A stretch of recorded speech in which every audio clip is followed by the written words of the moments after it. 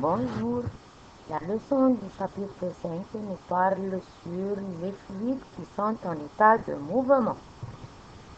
Le chapitre précédent nous parlait sur les fluides qui étaient en état de repos et nous avons déjà expliqué quelques propriétés sur les liquides qui sont en état de repos, mais dans ce chapitre, nous allons expliquer les propriétés des liquides ou bien des fluides qui sont en état de mouvement.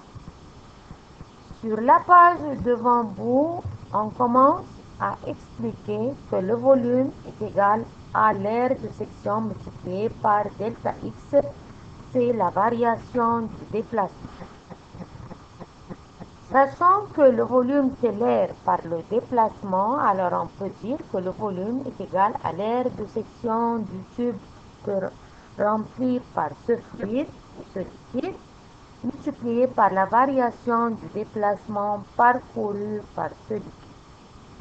Si on divise les deux branches de l'équation par le temps t, on obtient que V sur T, c'est-à-dire le volume qui s'écoule par unité de temps, est égal à A, l'air, multiplié par delta X, le déplacement, sur T, le temps.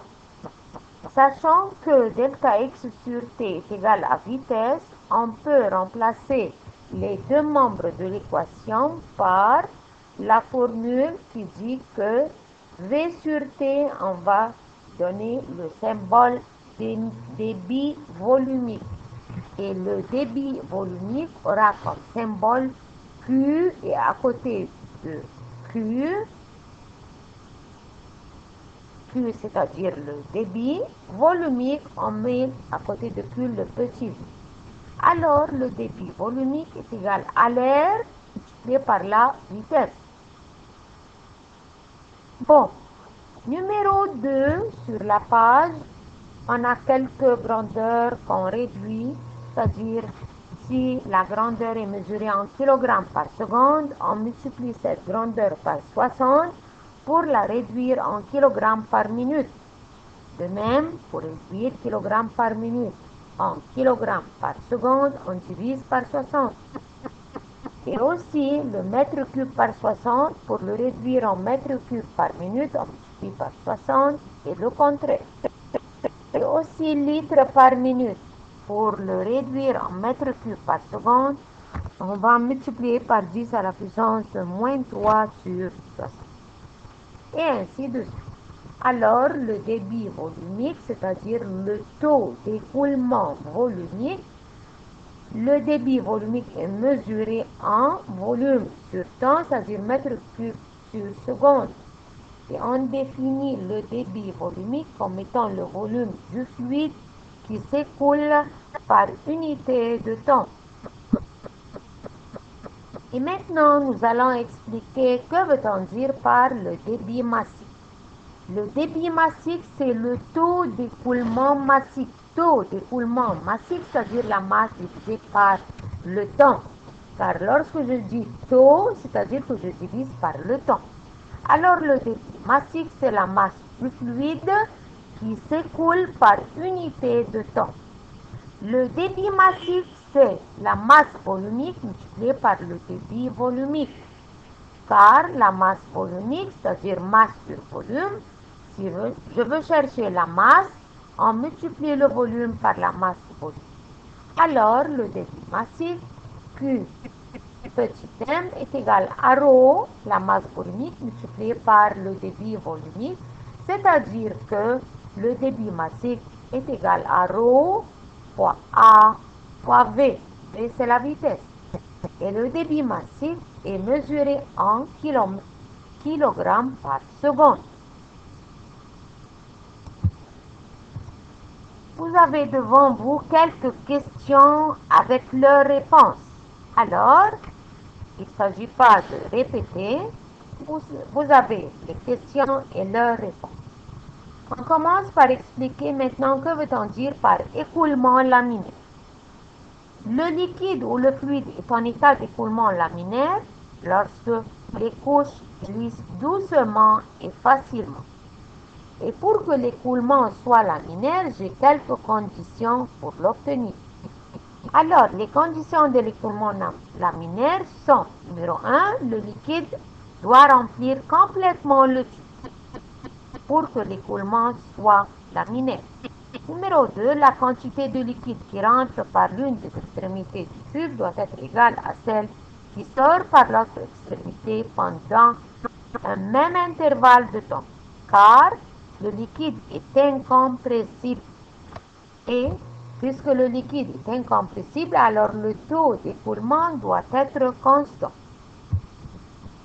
Troisième condition de l'écoulement laminaire, c'est que la vitesse du liquide à n'importe quel point est toujours constante, c'est-à-dire ne varie pas avec le temps. Numéro 4, l'écoulement n'est pas turbulent car il ne contient pas de tourbillons à l'intérieur du tube. Numéro 5, il n'existe pas de force de frottement entre les couches de liquide. Avec ces 5 conditions, on obtient un écoulement laminaire. Sinon, l'écoulement sera turbulent, c'est-à-dire il y aura des tourbillons à l'intérieur du tube. Après ça, nous avons l'équation de continuité. Si j'ai un tube et le tube que j'ai sur la figure devant moi, la section de ce tube n'est pas uniforme. Une extrémité a comme l'aire de section A1 et l'autre extrémité plus petite a une aire de section A2. Alors, la vitesse du fluide en A1 sera V1 et la vitesse du fluide en A2 sera V2. Puisque l'écoulement est laminaire et le taux d'écoulement est toujours constant, alors le débit massif est constant. C'est-à-dire que Qm en A1 sera égal à Qm en A2 et on remplace Q, c'est-à-dire ρ A1 V1 sera égal à ρ A2 V2. Alors, de cette équation, on peut déduire que A1 V1 est égal à A2 V2, c'est-à-dire que A est inversement proportionnel avec la vitesse. C'est-à-dire que A1 sur A2 sera égal à V2 sur V1. Et pour mieux comprendre l'équation de continuité, nous allons expliquer que le débit volumique, c'est-à-dire le volume par unité de temps, est égal à A fois delta X sur T. Alors le débit volumique sera égal à A fois V. Si on remplace delta X sur T par la vitesse, le débit volumique sera égal à quoi l'aire de section multipliée par la vitesse. Et aussi le débit massif sera égal à ρ fois Q fois V, ρ multiplié par le débit volumique, c'est-à-dire ρ fois A fois V, et V est toujours la vitesse. Alors le taux d'écoulement volumique QV est mesuré en mètres cubes par seconde, tandis que le taux d'écoulement massif est mesuré en kilogrammes par seconde. Et ces deux taux sont constants dans un écoulement laminaire pour n'importe quelle aire de section. Et ceci est toujours en accord avec la loi de la conservation de la masse. Sur la page devant nous, nous avons un schéma qui nous montre la trajectoire des lignées d'écoulement. Que veut-on dire par ligne d'écoulement? C'est une ligne imaginaire qui montre la trajectoire du fluide lorsqu'il est en état d'écoulement laminaire. Et quelles sont les propriétés des lignes d'écoulement?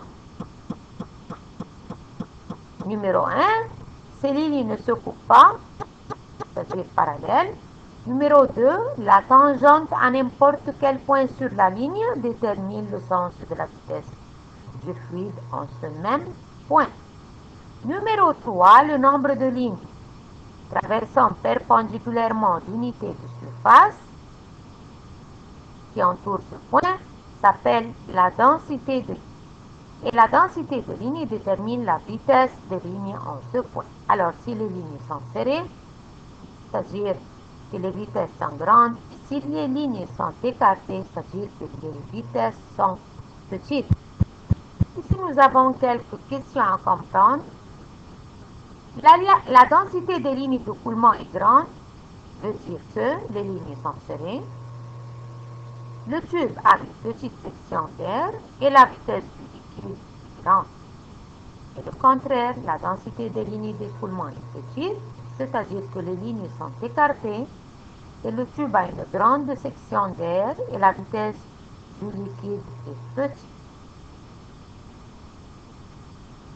Alors, nous allons passer sur les questions, car il y a des réponses devant vous sur les pages.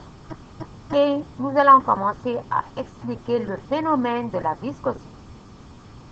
Pour parler du phénomène de la viscosité, nous avons sur la page deux entonnoirs identiques au-dessus de deux récipients semblables. On va verser dans l'un des entonnoirs l'alcool et dans l'autre la glycérine, de sorte que les volumes de l'alcool et de la glycérine sont égaux. On remarque que la vitesse d'écoulement de l'alcool est beaucoup plus grande que la vitesse d'écoulement de la glycérine, car la glycérine est plus visqueuse que l'alcool. Aussi, il y en a deux autres exemples. Si nous avons dans un récipient une quantité d'eau et dans l'autre récipient un même volume de miel. Et puis avec un bâton, on va agiter, le bâton tomber bien sûr, on va agiter l'eau et le miel. On remarque que le mouvement du bâton est beaucoup plus facile dans l'eau que le miel, donc le miel est plus visqueux que l'eau. Aussi, troisième exemple, on va prendre deux longues éprouvettes semblables et on remplit ces deux éprouvettes totalement l'une d'eau et l'autre de la glycérine. Et on va mettre sur la surface de l'eau une couche métallique et on détermine le temps nécessaire pour que la boule arrive au fond de l'éprouvette et on répète. La même chose avec la glycérine. Qu'est-ce qu'on remarque? On remarque que le temps mis par la première boule pour atteindre le fond du récipient est beaucoup plus petit que le temps de l'autre boule qui atteint le fond de la glycérine. Donc, la résistance de la glycérine au mouvement de la boule est plus grande que celle de l'eau, c'est-à-dire que la glycérine est plus visqueuse que l'eau. Alors, pour interpréter le phénomène de la viscosité, nous avons devant nous, sur la figure, deux surfaces planes, une mobile et l'autre immobile. À l'intérieur, ou bien entre ces deux surfaces planes, nous allons mettre un liquide. Ce liquide sera en contact avec la surface mobile et avec la surface immobile. Alors, la couche du liquide en contact avec la surface immobile, sa vitesse sera égale à 0. Et la couche de liquide en contact avec la surface mobile, sa vitesse sera égale à V, la même vitesse de la plaque mobile. Alors, on remarque que les couches du liquide se déplacent avec une vitesse allant de V, la vitesse de la plaque mobile, à 0, la vitesse de la plaque immobile. Et la vitesse diminue d'une couche à une autre. Tout cela à cause de quoi? À cause des forces de frottement ou de friction entre les couches du liquide. Alors, on définit la viscosité comme étant la propriété qui produit une friction ou une résistance entre les couches du liquide, ce qui les empêche de glisser facilement les unes sur l'autre. Pour expliquer le coefficient de viscosité, nommé Eta, et à côté de Eta on met V et S, on a pu prouver expérimentalement que la force tangentielle qui agit sur les couches du liquide est directement proportionnelle avec A, l'aire de friction, et puis cette force est directement proportionnelle avec V, la vitesse, et aussi cette force est inversement proportionnelle avec le déplacement. Alors, à partir de ces trois proportionnalités, on peut dire que F est proportionnel à A fois V sur V. Donc, F, d'accord, c'est égal à valeur constante, et cette valeur constante est nommée le coefficient de viscosité. Alors, F est égal à coefficient de viscosité multiplié par A fois V sur V. De cette équation, on peut déduire que le coefficient de viscosité est égal à F fois V sur A fois V. Alors, le coefficient de viscosité, c'est la constante de proportionnalité.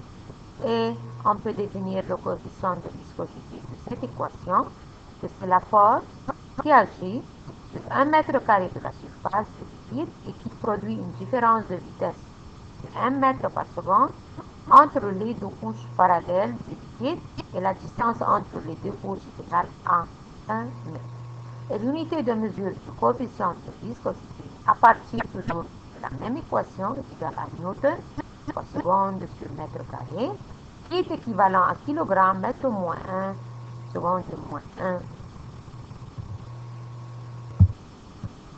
Alors, nous avons quelques questions et quelques commentaires avec les réponses. Alors, il ne s'agit pas de répéter. Vous avez devant vous les réponses. Mais on peut terminer ce chapitre en expliquant quelles sont les applications de la viscosité. Numéro 1, la lubrification ou bien le graissage. Il faut lubrifier de temps à autre les parties métalliques dans les machines pour diminuer la chaleur engendrée par le frottement et protéger ces parties contre l'érosion. Et aussi, numéro 2, on utilise l'huile de grande viscosité dans la lubrification car l'huile a un grand pouvoir d'adhérence avec les parties métalliques, faible vitesse d'écoulement et son point d'ébullition est relativement élevé. Et aussi pour la même raison, on ne peut pas utiliser l'eau dans la lubrification car l'eau a un faible pouvoir d'adhérence avec les parties métalliques, toujours le contraire de l'huile. Grande vitesse d'écoulement et son point d'ébullition est relativement bas.